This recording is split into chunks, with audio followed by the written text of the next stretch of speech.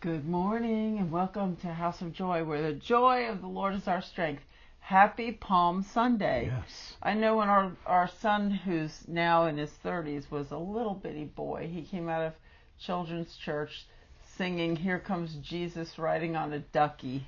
Instead of donkey, he thought it was a duck. A ducky. A ducky. Sure. Yeah. Why not? But it's a wonderful day, a day to worship the Lord. You know, everybody was crying out, "Hosanna."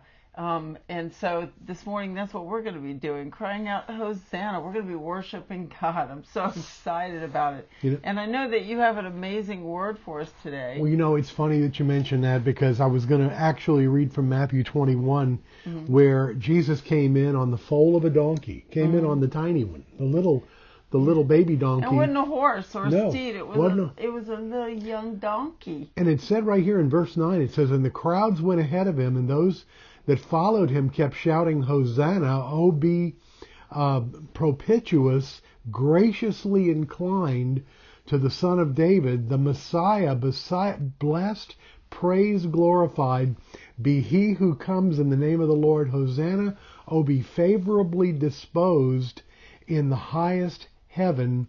And when he entered Jerusalem, all the city became agitated and trembling with excitement, said, 'Who is this?' And the crowds replied, 'This is the prophet Jesus from Nazareth of Galilee.'"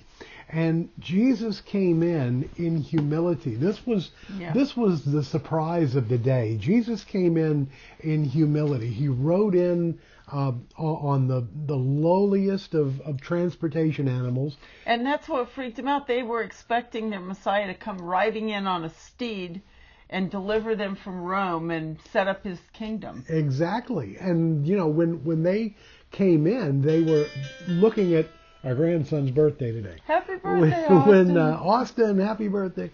And when Jesus came in, he came in on this foal of a donkey.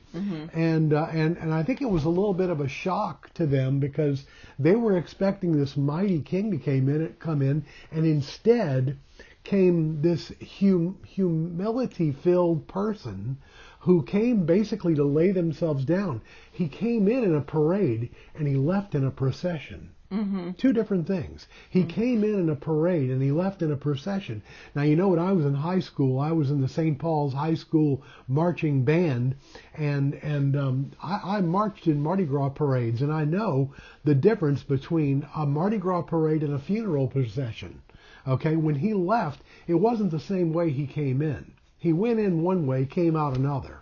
Because when he came out, it was a very solemn occasion, because he was on his way to Golgotha. He was on his way to the skull, to Calvary, to be crucified, to be sacrificed, to be made a price for all mankind, to pay for the sins of man. There was a burden as he left Jerusalem, as he left the sentencing that he had received.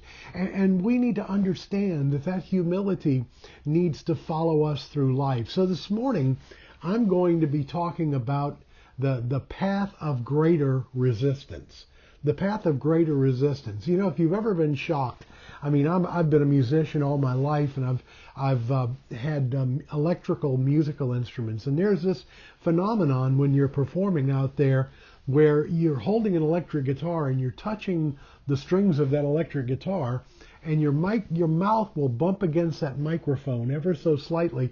Believe me, you don't leave it there long, because if the grounding is not right, it creates an electrical shock. It completes the circuit, and it's the path of least resistance.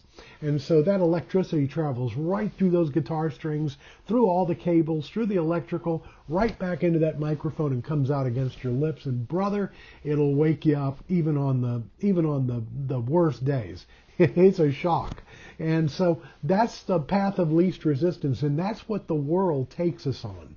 The world takes us on the path of least resistance. We enjoy the fleshly things of this life. We enjoy the things that just kind of flow in and flow out. And we learn that our money isn't always something that we work for. and it's something that works for us, but then the more it works for us, the more we begin to work for it again. So we learn about that path of least resistance. We learn that it's easier just to do drugs and avoid life itself. We learn that it's just easier, for a while anyway. It's easier to just be lazy. It's easier to just not get married and live with someone. It's easier to do that, but there's always a heavier payment on the other side of it. There's always a rougher place. And so when we take the path of greater resistance, that's what Jesus did. He humbled himself. He took the path of greater resistance. He went to a criminal's cross. He became the one who was crucified for us. And it was that path of great resistance that led for our freedom. It brought us to freedom. That's what we're going to be talking about this morning at 10 o'clock here at House of Joy Church. We're located at 1510 Lindbergh Drive, the I-10 service road right here in Slidell, and we would love for you to be with us. But if you can't, you can catch us just like you're doing right now on social media, TikTok, Facebook, YouTube, Instagram, any number of places. You look in social media, you'll find us. We link to Twitter, X, whatever they call it these days. But you can definitely find us there, and we would love to have you as a follower. If you'd like to support House of Joy in our ministry, you can do that by going to our nonprofit PayPal link, which is paypal.me/Joy Fellowship Church, paypal.me/Joy Fellowship Church, all one word, lowercase. So.